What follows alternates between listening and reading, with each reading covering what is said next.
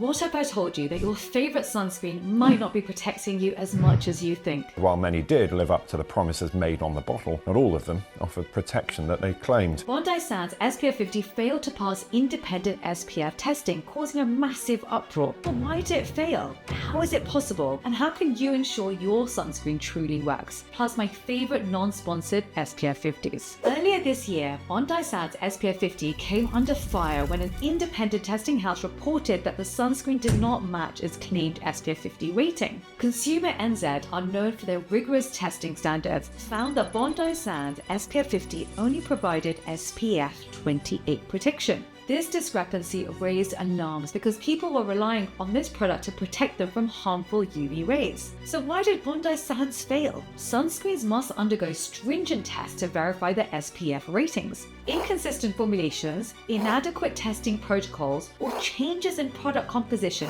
can lead to such failures. In this case, Bondi Sands didn't hold up under Consumer NZ's strict testing conditions. You could put the same sunscreen into 5 different testing houses and get 5 different results back. This is for several reasons. Number 1, testing protocols may vary. Sometimes they follow the FDA guidelines, while others use the ISO, the CALIPA standards. Human versus in vitro testing. Some testing houses use human volunteers, while others use in vitro lab-based methods, leading to varying results. The second are environmental conditions, climate and weather. Humidity, temperature, and UV intensity can affect the performance of sunscreens and may vary depending on the location of the testing facility. The next is light sources. The type of UV light source being used can also influence the outcome of the SPF testing. Number 3 is application thickness. This can vary.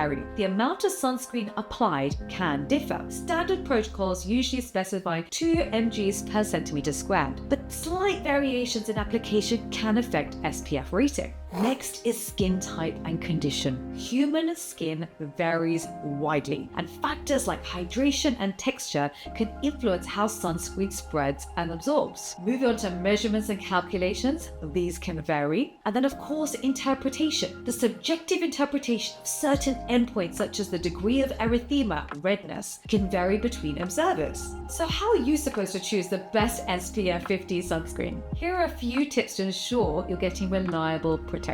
Number 1, if you've got a mineral sunscreen, look for 17% zinc oxide as minimum. Number 2, look for the words broad spectrum protection. This ensures that sunscreens protect against both UVA and UVB rays. Number 3, reapply regularly. Even the best sunscreens have to be reapplied every 2 hours or more, especially if you're in the water, even when they say water resistant. And next, I would say read reviews. See what others are saying about the product and experts in particular. Moving on to my top mineral sunscreens. CeraVe's got niacinamide plus ceramide, but is very, very white. Innisfree is easier to rub in with centella and anti-inflammatory, so it's great for sensitive skin. And of course, our Inzincable SPF 50 PA4+, so maximum UVA protection. It's been designed for hyperpigmentation and anti-aging for skin of color, so there's no white cast. Now you know my favorite sunscreens. Watch this video on the worst sunscreen mistakes made.